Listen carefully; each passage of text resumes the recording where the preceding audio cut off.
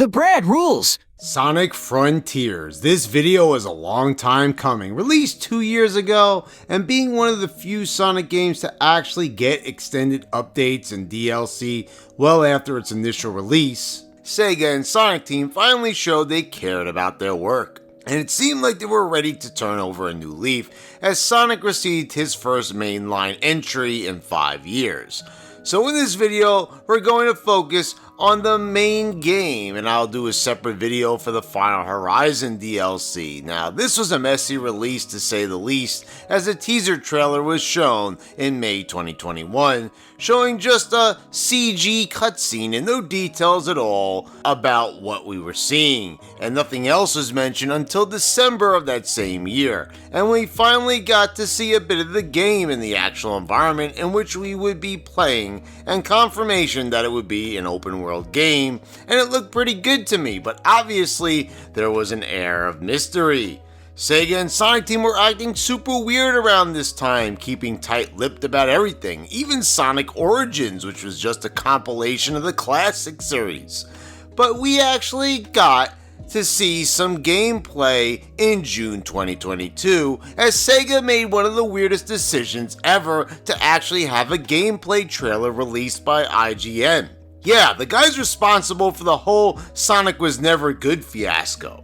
Why would they give IGN the reins when they're probably the most despised website, with only Kotaku edging it out by a bit, is beyond me. So they put out a trailer, and it's only gameplay, not a polished trailer with cinematic style showing us the story and gameplay in exciting fashion. No, it's just mundane gameplay. Yup, only Sega could accomplish a blunder of this magnitude. After a year of anticipation and waiting nearly 5 years for a taste of the new Sonic game, we get this anticlimactic BS. The fandom erupted online as per usual, and was it overblown? Of course it was. You would have thought Sega shot someone. On top of all that, we would come to find out that Sonic Team had tremendous pressure placed on them for this game to be successful, making this out to be their last chance. And after the disaster that was the 2010s, Sega was struggling to get their reputation back on track, something that they had been struggling with for quite some time. Even taking this concept to the extreme when they went so far as to delist games that had a less than desirable Metacritic rating. So Sonic Frontiers ended up becoming a success, but what did I think of the game? Well, I like it, but there are certainly issues. Frontiers is an ambitious game, as are many Sonic games, but this one really took the Sonic formula and flipped it on its head. But what we get as a result is a Sonic game that gives us a lot to do, a lot to see, and a lot of great moments to experience, but in the same breath has the potential to be so much more. Frontiers is an amalgamation of many things from past Sonic games, thrown into an open world, and what we get is sort of an odd mashup, and it kinda works, and it kinda doesn't at times. This game is definitely heavily inspired by Breath of the Wild, and the game does share its similarities. First off, Sonic finds himself stranded on the Starfall Islands after going there to investigate why the emeralds have been drawn there, and now Amy, Knuckles, and Tails are missing. A mysterious voice instructs Sonic to tear down the walls between dimensions, and a mysterious girl known as Sage warns Sonic that this is the end of the line for him. Sage is an AI who Eggman has created, and they both have grown very fond of each other. The islands are full of ancient ruins, and for some odd reason, seem to feature a ton of floating platforms and rails. Sonic will need to get his collectathon on and obtain gears, memory tokens, and keys to progress. He'll see his friends from their prison pods, who are caught in flux between realities. When he frees them from their prison pods, he will absorb cyber corruption energy, which is something that will play a role in the story later on. There's giant mini-bosses by the name of Guardians that you will fight that leave behind gears when defeated, and the gears are used to enter portals which take you to the cyberspace stages, which are based off zones from Sonic's past. And you'll gain keys by completing the 4 objectives in each, which you can use to unlock the Chaos Emerald Vaults. Once you obtain all the Chaos Emeralds on an island, you will transform into Super Sonic and will do battle with one of the Titans that features some of the best vocal tracks the series has ever had. So I do like how this game has a system, and the collectathon nature feels right at home for me, because I do love me a collectathon. Exploring the islands is fun, but I do call into question the design. I do like seeing ancient ruins and traveling through these environments, but the floating rails and platforms just feel odd. Sometimes these things are connected to the ruins and are integrated well into the environment, but a lot of the time they're just up there in the sky, making this feel like these islands were purposely designed for Sonic and not for the ancients that once inhabited the islands. I get that rail grinding is a part of Sonic level design, but I don't need to be doing it every single moment. It calls into question the design, because it's like Sonic Team made a good effort designing a setting, filling it with architecture, and then dropping a ton of Sonic-y gimmicks into them, making it look cluttered. And it's like, how is this stuff even here? It just takes me out of the experience. I mean, it makes sense that in the cyberspace stages, we see these assets because they're part of stages, not an open world environment. I mean, instead of swinging from these poles, why are we not swinging from vines or tree branches? Instead of landing on randomly placed platforms, why are we not hopping from tree branch to tree branch? Or instead of rail grinding on floating rails, how about grinding on the ruins themselves or a tree trunk? What I'm getting at is, why not build the environment of the islands into the level design instead of throwing recycled assets in here like it's Mario Maker? Plus, can we take a moment to talk about how it's just stunning that Frontiers has so much poppin'? Even on the PC and next-gen consoles, this game has poppin'. How is this possible? It's crazy to me that Sonic Unleashed still looks better. I'm not kidding, it honestly does. That game was 2 generations ago, and it still has Frontiers beat. Frontiers looks good, but it's not exactly stunning. I'm just amazed how something that was seemingly a thing of the past like Poppin' is plaguing Frontiers. And the reason is believed to be because they developed the game for the Switch, which needed to have Poppin' to run properly, and they didn't have enough time to make things so the other versions didn't have it. I'm sorry, but after 5 years of development time, this just sounds fucking ridiculous. I do like the idea of implementing puzzles into the open world, and although they're easy, I didn't have a problem with these. They could have been a bit more challenging, but they're pretty enjoyable. The timers are extremely generous, and they could have been a little stricter, but just wait until we get to the final horizon. The hardest puzzle of all actually occurs on the first island with this ridiculous light puzzle. Holy shit, what in the world were they thinking with this one? Could they have made this any more obnoxious? Needless to say, I looked up a walkthrough. This was a bit too much. So we'll come back to the islands in a moment. But about these cyberspace stages, I had a lot of fun with these. Yes, reused assets and all. So we have Green Hill, Chemical Plant, Sky Sanctuary, and City Escape, and these aesthetics are reused over and over, which is pretty disappointing. I mean, really? Only 4 types of stages? I really do dig the digital environments in which they take place. It gives it a really cyberpunk-like vibe, and the music tracks are so damn good. Oh man, these are so good! Have a listen to some of my favorites.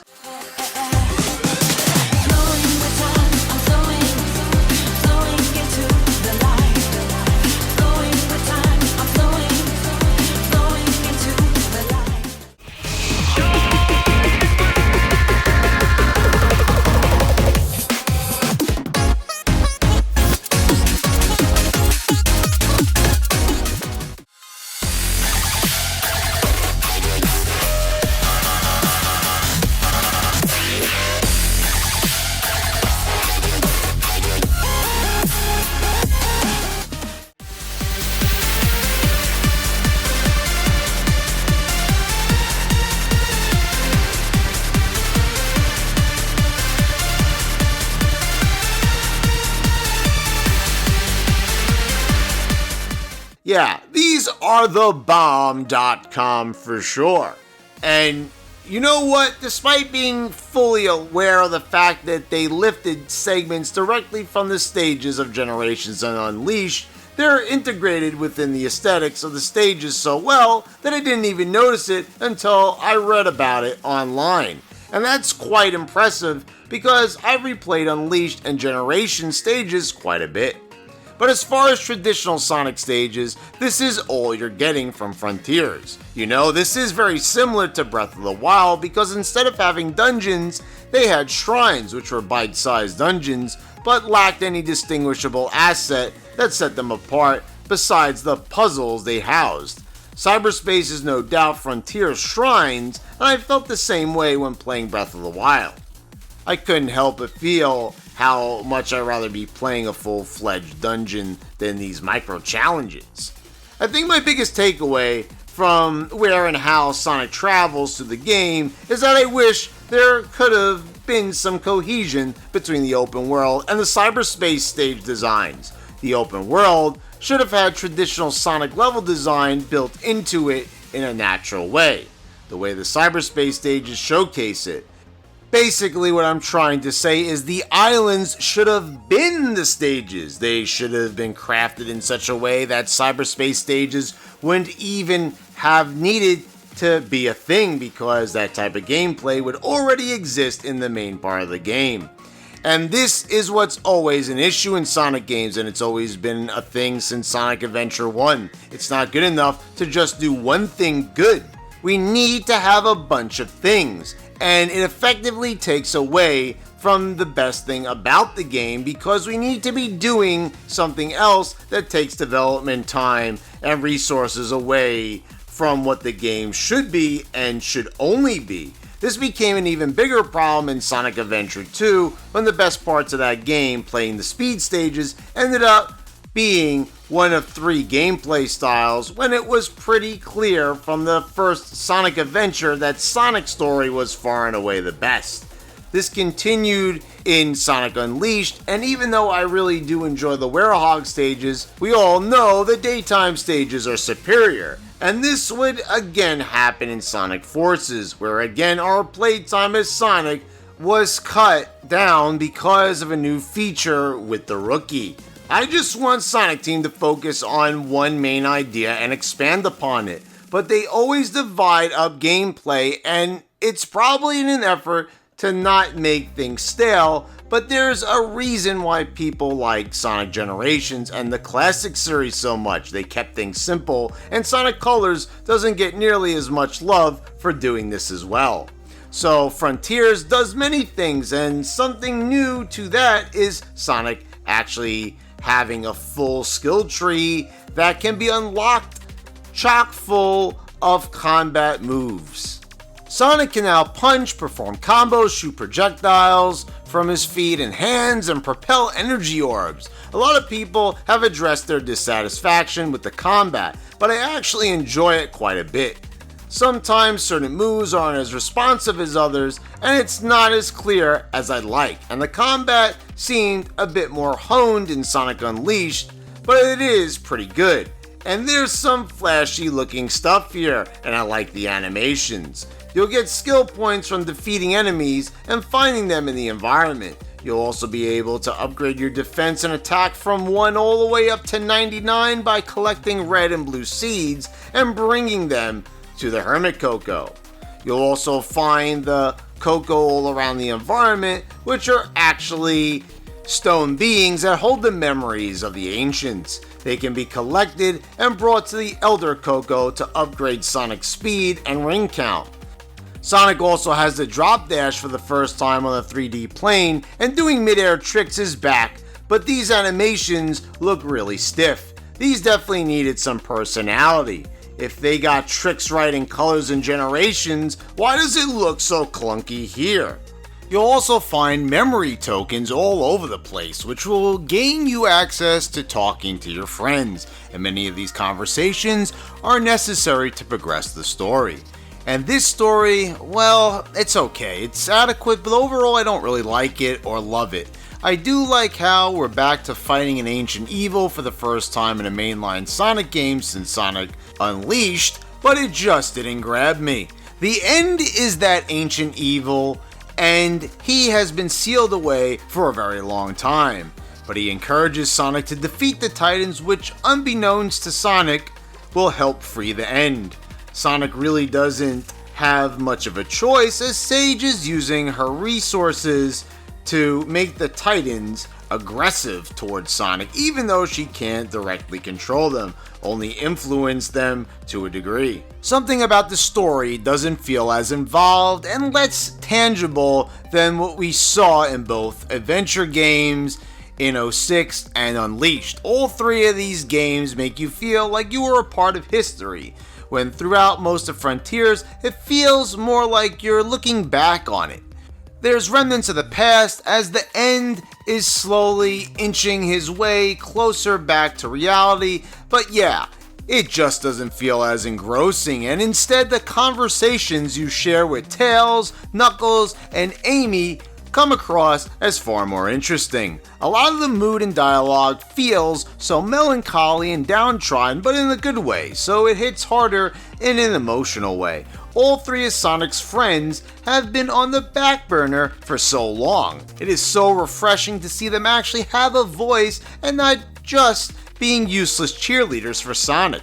I really dug this heartfelt talk with Knuckles on RS Island, where they're just sitting here talking like old friends catching up. And Tails, who feels he has lost a lot of his integrity and feels useless, which was a painful but interesting direction for Tails. But Sonic reminds him of his past exploits, and I really like how Ian Flynn attempted to fill in some gaps in the characters, even addressing some of the hard truths surrounding these characters' past directions. And this game is loaded with references. Even Tangle and Styx get mentioned, which is crazy. Tangle has never even been in a Sonic game, only exclusive to the IDW comics that Flynn actually writes for. And I thought Styx was forever lost following the failure of the Sonic Boom spin-off. But I do love that Flynn has said that the IDW tie-in should be something to expect in future games. And with there being such tight mandates placed on Flynn when writing the comics, it should be easy to do some really cool continuity between the games and comics. But what about Amy? Well, I have to say, Amy's character has gone through an overhaul, and they did this in the comics as well, and it's bland to say the least. Almost every interaction with Amy is boring and really goes nowhere. There's a sweet moment where Amy wants to reunite two Coco lovers, but that's really the only memorable moment. Sega and Ian Flynn have slowly but surely started chipping away at the Amy loves Sonic angle, and now it seems to have been completely removed from the game, leaving her character feeling rather drab and dull. Amy can be a strong female character, but that doesn't mean her love for Sonic has to die completely.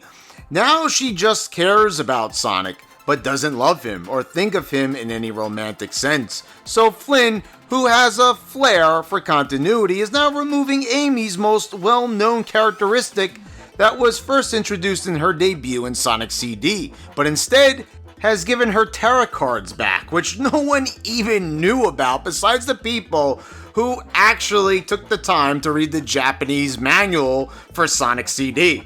She used the tarot cards again in Sonic Battle, but this is the only definable trait that we have for Amy? She uses tarot cards and being a strong female character? Wow, that's some character. Can we just say it right now? The SJW fandom killed Amy. I used to love this character, and the relationship she had with Sonic was fun, funny, and lively. Morons on X who complained for eons that Amy was a crazy, cringy stalker, and it was demeaning to her because Sonic always rejected her advances as she continued to thirst for him, they're to blame. Amy was way more than just some Sonic lover. She had a heart of gold and would help anyone in need.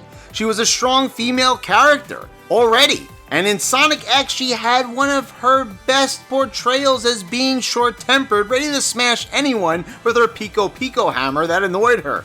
Amy was a great character, but the problem is the fandom praises Sega when they listen.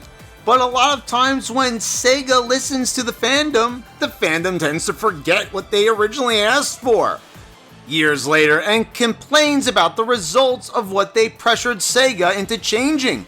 Most of the fandom's demands aren't benefiting anyone or anything the series has to offer. These demands are what caused Sega to deviate after making one of their best 3D Sonic games in Sonic Unleashed, and with it, original epic storytelling was gone in favor of simplistic, strictly lighthearted plots. The fandom demanded nostalgia, questioned what Sonic was supposed to be, and even suggested that Sonic had too many friends, effectively robbing us of playing as these characters in the mainline games for over a decade and a half. So in total, there are 5 islands, but in actuality, there really are 3. It turns out the 4th and 5th islands were actually part of the first island, Kronos, but were split apart because Sonic Team felt having one massive island was too big and boring. Kronos is a grassy island with numerous little forest areas and flower beds. It's a really nice looking area, and you're never far from the ocean. It's a very good introductory area with very little in the way of obstacles that inhibit travel. Finding the portals isn't that hard, and you can find everything in a very reasonable manner. I think this is an island that is very much in line with traditional first levels for Sonic, being peaceful and scenic, allowing you to get your bearings more so than in other areas. You'll also run into your first Guardian here in Asura, who you will have to run up the body of to deal out damage to its weak points. You'll do battle with Giganto after running up his massive body to obtain the final Chaos Emerald, and go supersonic as you duke it out to Undefeatable, one of the game's incredible vocal tracks that kicks so much ass. I love how Sonic just flies right through him, just like Goku did to King Piccolo to finish him off. Aris Island is next, and this is the desert area of the game, and you'll have to recollect the Chaos Emeralds. I really enjoyed exploring the nooks and crannies of the valleys, and this place is huge. It's so much bigger than Kronos, it's actually quite overwhelming to a degree when you first get here. Everything is spread out, and finding the portals is far more challenging. Sometimes you'll want to get somewhere, and the high cliffs and valleys can be frustrating as they act as obstacles, making your traversal a bit of a pain in the ass. But overall, it's pretty enjoyable, and you'll share some great conversations with Knuckles here as he reminisces and comments about how the ruins remind him of back home. The Guardians get more elaborate here, as you'll face off against Shark and Strider, which are a little more involved. I have to say, I do enjoy having to do some work before getting to damage these mini-bosses. I like the more creative designs. Wyvern is the titan you'll face, and he is a massive serpent dragon. You'll have quite a trek to even get to the actual fight. First, you'll have to ascend a tower to jump up to him, and then you'll have to run along this slight bridge much akin to Starlight Carnival from Sonic Colors, and you'll eventually snag the Chaos Emerald atop his head and do battle with an even better song playing.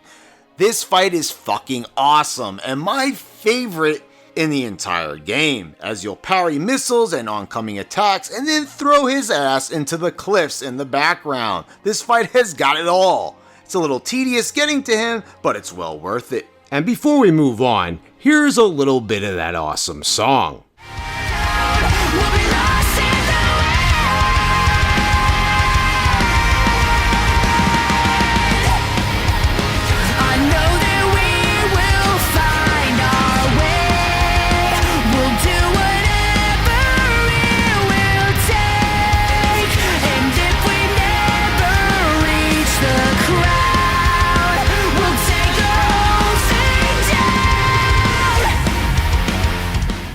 Chaos Island is true chaos, and you'll need to find the Chaos Emeralds yet again.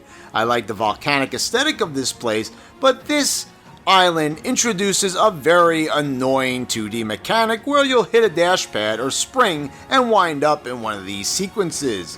And sometimes they're inescapable without completing them, and sometimes you already have. You'll find these treasure chest signs and you'll side loop them just like you did on the other 2 islands looking to uncover some goodies, but be greeted by a spring or dash pad that sends you into 2D mode. I get that they wanted variety, and every mainline Sonic game since Unleashed has had 2D gameplay, but in the 3D open world, it certainly wasn't needed, nor appropriate. If we are already doing this in some of the cyberspace stages, why do we need to do it in the open world sections? This is where we'll talk with Tails, and he'll share his feelings of inadequateness. This is where Sonic will start showing just how severe the cyber corruption is plaguing him, and when you are idling, you will see Sonic holding his head, slightly slumped over. I love this little detail. Super Sonic will face off against the Titan Knight, and he'll ride atop his shield and send it right into him. In another epic fight with another banger vocal track. I don't want to underscore the grandiose nature of these fights in the least bit. These are some of the best boss fights the Sonic series has ever seen. Rhea Island is next, and Sonic is noticeably more slumped over to really drive home just how bad the cyber corruption is getting. And no, you will not have to recollect the Chaos Emeralds, and it looks like an extension of Kronos Island, and that's exactly what it was planned to originally be. You will need to ascend 4 towers featuring platforming challenges, and that's about it. There's no memory tokens, portals, guardians, chaos emeralds, or titans. This is just a strict climb to the top of these 4 obstacle-laden towers, and they provide a decent challenge, but nothing too crazy. They're very manageable, and compared to the ones in the Final Horizon DLC, they pale in comparison. Consider them precursors to the real challenges ahead. After reaching the top of each tower, you'll deactivate them, and you'll see a cutscene showing you a bit of the Ancient's history.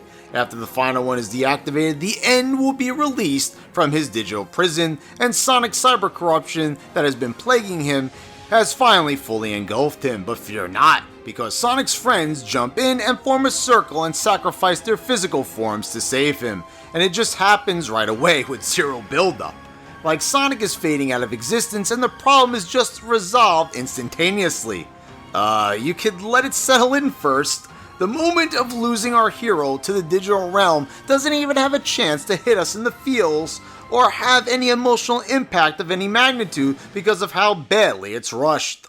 The final area of the game is Oranos Island, and this is yet another very similar looking area to Kronos, and yes, again you must collect the Chaos Emeralds. Sonic officially loses the emeralds 3 times in this game, and I get it, there's a formula at play here, and I do like the formula and the consistency, but it would have been nice to collect something else for a change of pace instead of having them keep flying off. This area is full of more 2D sections, although nowhere to the degree of Chaos Island. But I'll say it right now, the game peaks on the second island and never really gets back to that in terms of quality. And that's perfectly okay. Sonic 3 peaks with its first 2 stages and Sonic 1 peaks with its first stage. It's just that having these randomly placed 2D obstacle courses really takes away from the experience even more than the randomly placed 3D ones, because they're far more obnoxious. The 3D ones are random but fun, the 2D ones are not boring or anything, but they're just beyond random arrangements of assets with no rhyme or reason to exist in the environment other than being obstacles because this is a video game. Plus, besides the temple landmark, this is truly just another Kronos Island. You'd think the last island would be crazy and unique, and that's why Chaos Island was originally planned to cap things off.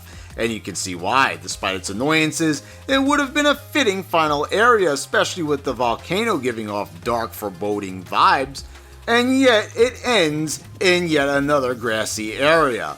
It's just a strange feeling, to say the least. The craziest thing about this game is that you don't need to enter a single portal or defeat a single guardian. You can get almost every collectible by collecting blue coins and playing Big's fishing minigame. Yes, that's right, gears, memory tokens, vault keys, they're all here. It's pretty strange that Sonic Team decided to basically allow you to exploit this feature to such an alarming degree. I get that there is a level of freedom to be had here, but wow, this is nuts. But of course, I didn't take this route. However, I did use my winnings to buy red and blue seeds and cocoa. I think that's a fair compromise. I didn't buy a single item needed for progression. That I wanted to earn on my own. Well, Big, it's great to have you back, buddy, and you just helped us break the fucking game. And this fishing minigame is as scripted and simple as it gets. As soon as you cast your line, you're getting a guaranteed bite. And depending on which portal you enter, the amount of QT prompts will change. I really like the soothing atmosphere and vibe here, and I really love this relaxing music that plays.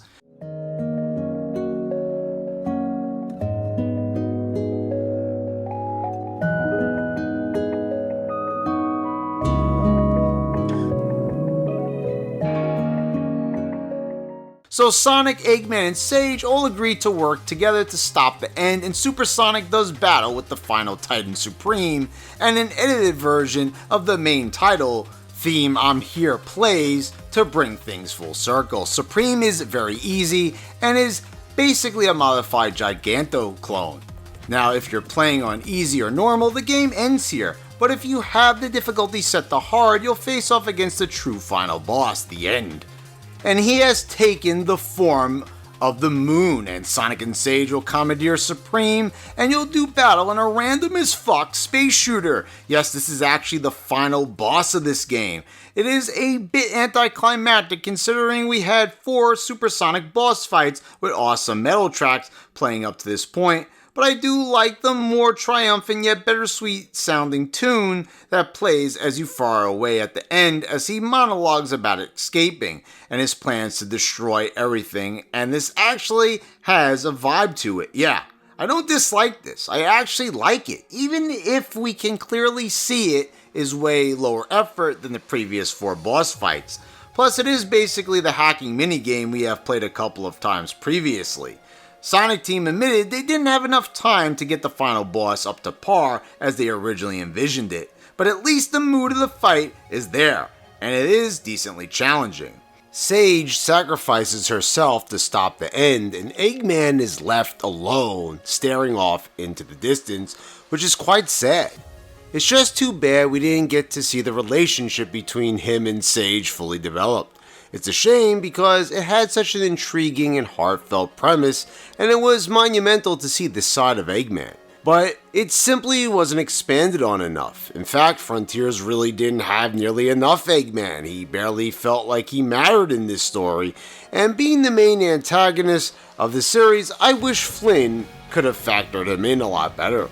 There are the egg logs which you can earn in the fishing minigame, and they do provide you with some more context to the Sage-Eggman relationship, but voice memos in games just come across as lazy stand-ins for actual cutscenes.